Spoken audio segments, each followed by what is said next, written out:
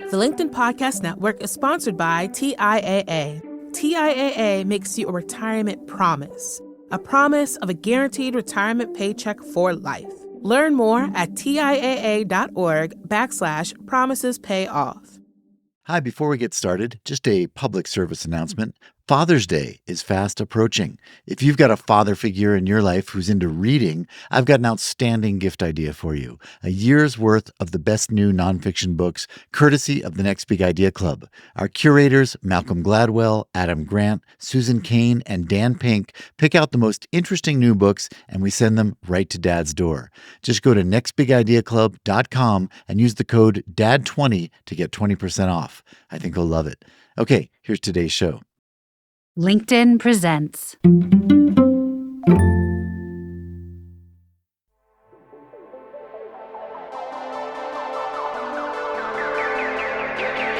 Hey everyone, it's Thursday. I'm your host, Michael Kovnat, and this is the Next Big Idea Daily. So how much do you know about the world economy? In many ways, international trade is perfectly transparent, standardized, regulated, and open.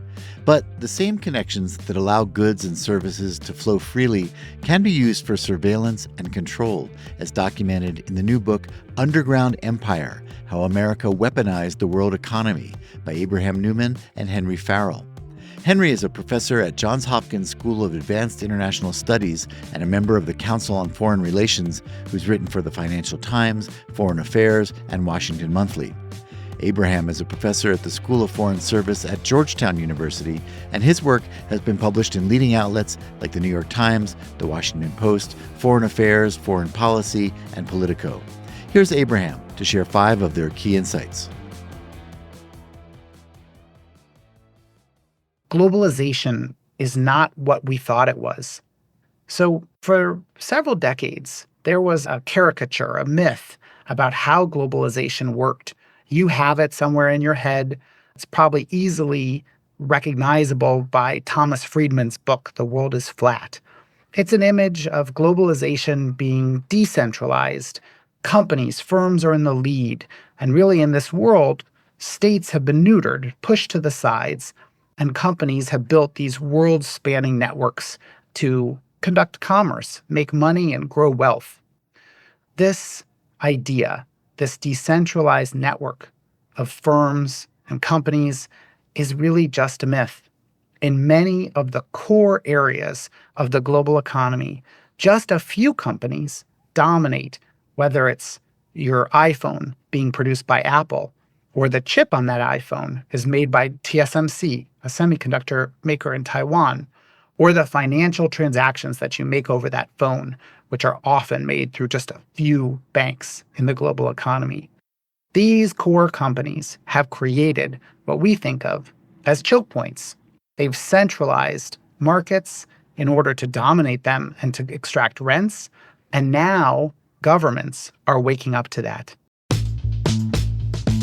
Governments, most importantly the United States government, are understanding this structure, this way that globalization works, and they're using that to fight their battles and get at their enemies. So over the last several decades, starting with the terrorist attacks in 9/11, the United States government started to think about how could they manage a world where global markets had been turned against them, where terrorists had used these global markets to attack the homeland. And it wasn't some plan that had existed for, forever and ever, but it was a bunch of different agencies scrambling to make sense of this crisis and to bring new tools that they could use to solve these problems. And in agencies like the National Security Agency, the Treasury Department, many different parts of the US government, they discovered maps, systems, structures in the global economy that they could use to their advantage. Most importantly, they could use these maps to uncover how our enemies were working, to surveil them, to understand their inner workings, and then to target them. And often what happened is that they were blocked or excluded from the global economy. One of the critical symbols of this effort was the organization SWIFT. It sits in Belgium.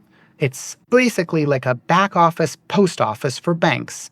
where banks share information with each other about which transactions are being conducted and why.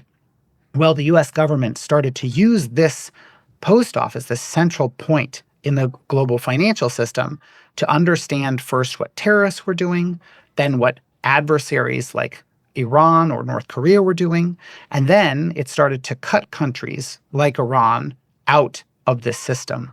And this was really just the beginning of an effort by governments to either use these choke points to watch and observe their enemies or to try to strangle them. As governments have started to do this, markets, the global economy, has become a battlefield, and firms need to prepare. It used to be that when companies thought about political risk, their main image was that they would go to a country somewhere far away and that their investment might get taken by the government. It would be nationalized. And so what they really had to worry about was their host government. But there's a new type of political risk, a new concern that firms face, and that is that the very channels they use to engage in global markets, that is where the political risk lies. So production networks, spreading out your manufacturing system across countries, that has created new forms of political risk, ones that we saw so prominently during the COVID crisis. Moreover, the systems, the networks that we use, whether it's information technology or financial architectures, those have become the channels of this political risk. And firms like Deutsche Bank or TSMC or Apple, they are increasingly the foot soldiers. They are being called upon by governments in order to act and to fight their battles. So now companies really have to face a question: what do they do in this new world, and how do they protect their business model as they do it? The underground empire, the use of these infrastructures of the global economy by states, it wasn't a big overarching orchestrated plan, but it really came about by accident. And so why is that important? Well, as I mentioned, it came out of a crisis response, a response to 9/11. It then grew as the government faced new crises, nuclear threats by countries like Iran or North Korea, and then the invasion by Russia of Ukraine. Well, at these moments, the government grabbed for these new tools and built upon them. But there hasn't been the time to really think about, what does it mean to use these tools? What does it mean for our adversaries? What will it mean for our friends? And what might it mean for the global economy? This unintentional building where what used to be a ceiling of what we thought was possible becomes the new floor, and the ratcheting up of these tools, these new economic weapons, has the potential to undermine the global economy, globalization as we know it. Our concern is that if they are used just one following the next in a strategy of escalation and tit for tat, that you could really see a fragmentation in globalization, that countries might pull back. They might look to themselves. They might no longer engage in the global markets that have brought so much wealth and prosperity to communities across the globe.